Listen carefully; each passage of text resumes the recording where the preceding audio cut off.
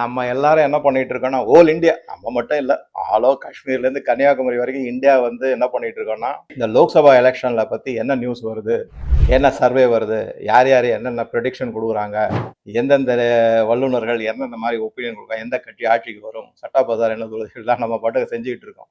ஆனா இதுல வந்து நிறைய சத்தம் இருக்கு அப்படின்னு பார்க்கும்போது, சத்தமே போடாம ஒரு மிகப்பெரிய சாதனையா இந்திய அரசு செஞ்சிருக்கு. இன்னைக்கு தான் அந்த நியூஸ் வெளியில வந்திருக்கு. அது என்ன அப்படின்னா, ஹெட்லைனா வந்திருக்கு, எல்லா பத்திரிகையிலையும் வந்திருக்கு. அது 1,00,000 கிலோகிராம், அதாவது 100 டன் தங்கத்தை பேங்க் ஆஃப் இங்கிலாந்துல நம்ம வச்சிருந்ததை இந்தியா திருப்பி நம்ம நாட்டுக்கு கொண்டு வந்து விட்டது அப்படின்னு அறிவிச்சிருக்காங்க. அதிகாரப்பூர்வமா அறிவிச்சிருக்காங்க. நம்ம இந்த டிஎம் சேனல்ல வந்து ஒரு கோல்டு பாண்டை பத்தி நம்ம ஒரு வீடியோ போட்டிருந்தோம். அதுல நான் சொல்லியிருந்தேன் என்ன அப்படின்னா, 1991 வந்து சந்திரசேகர் பிரதம மந்திரியா இருந்தபோது நாட்டினுடைய பொருளாதாரம் ரொம்ப மோசமான நிலைமைக்கு போயிட்டு, நம்மளால பெட்ரோல் டீசல் கூட வாங்க முடியாத ஒரு நிலைமை இருந்ததுனால கடன் மேல கடன் வாங்கி நான் கொடுக்க மாட்டேன் அப்படின்ட்டாங்க. பொருள் வியாபாரம் எல்லாம் கிடையாது, போயிட்டோம் அப்படிங்கிற மாதிரி ஆயிடுச்சு. அந்த டயத்துல என்ன பண்ணாங்க அப்படின்னாக்கா, சஜஷன் வந்து எப்படி வந்ததுன்னா, நம்ம கிட்ட இருக்கிற தங்கத்தை கொண்டு போய் அடகு வைக்கலாம் அப்படிங்கிற ஒரு ஸ்டேஜ் வந்தது.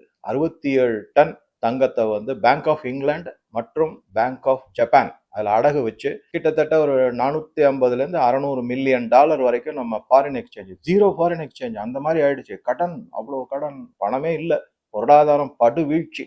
அதில் வச்சு அடகு வச்சு அந்த பணத்தை வாங்கி அதுக்கப்புறம் பொருளாதாரத்தை கொஞ்சம் கொஞ்சமா இது பண்ணி இன்னைக்கு நம்ம எந்த இடத்துல இருக்கோம்னு பார்த்தோம்னா அப்படியே தலை நிமிர்ந்து பெருமையா பாக்குற மாதிரி தான் இருக்கு. இதை நான் சொல்லல, மோடியோட எக்கனாமிக் அட்வைசர் டீம்ல ஒரு உறுப்பினரா இருக்காரு.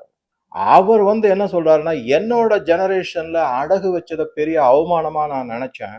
அதே சமயத்துல இன்னைக்கு அந்த அடகெல்லாம் மீட்டு நம்ம கோல்டுல வந்து 822 டன் நம்ம கிட்ட ரிசர்வ் இருக்கு அப்படின்னு நினைக்கும் போது, அந்த அடகையை மீட்டதும் இந்த மாதிரி கோல்டு டெபாசிட் நம்ம கிட்ட இருக்கிற இருப்பு, கையிருப்பு அதிகமானதும் ஒரு மிகப்பெரிய பெருமையா எனக்கு நான் வந்து நினைக்கிறேன்.